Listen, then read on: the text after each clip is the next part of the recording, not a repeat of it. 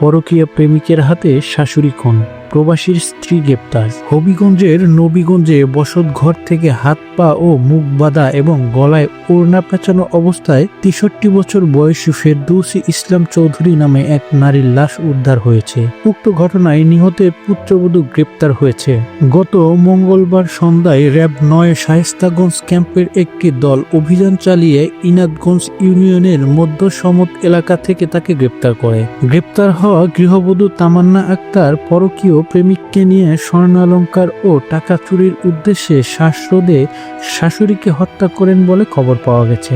RAB ৯ সিলেটের media cell officer KM Shahidul Islam Sohag জানান, বিষয়টি নিশ্চিত করে পরবর্তীতে আইনি ব্যবস্থা গ্রহণের লক্ষ্যে গ্রেপ্তারকৃত আসামিকে নবীগঞ্জ থানায় হস্তান্তর করা হয়েছে। নিহত ফেরদৌসী ইসলাম চৌধুরী এক ছেলে ও ২ কন্যা সন্তান রয়েছে।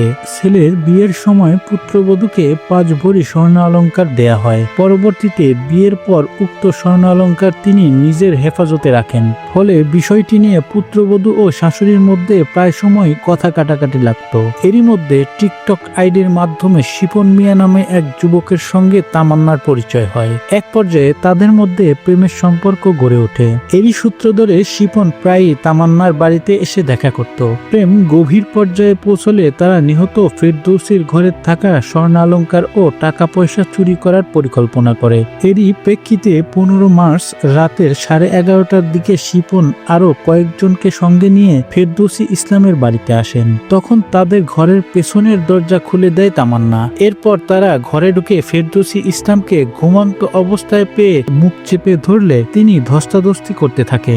এক পর্যায়ে তারা ২ হাত ও ২ পা কাপড় দিয়ে বেঁধে রাখে। তখন তিনি চিৎকারের চেষ্টা করলে স্কচ টেপ দিয়ে মুখ আটকিয়ে গামছা গলায় পেঁচিয়ে শ্বাসরোধ করে হত্যা করে। হত্যার পরে তারা ঘর থেকে স্বর্ণালংকার ও টাকা পয়সা নিয়ে চলে যায়। পরবর্তীতে নিহতের ভাই ঘটনার খবর পেয়ে বাড়িতে এসে বোনের ২ হাত ও পা কাপড় দিয়ে বাঁধা এবং মুখে স্কচ টেপ দিয়ে আটকানো লাশ ঘরে মেঝেতে পড়ে থাকতে দেখেন। পরে তিনি নবীগঞ্জ থানায় বাদী হয়ে একটি হত্যা মামলা দায়ের করেন।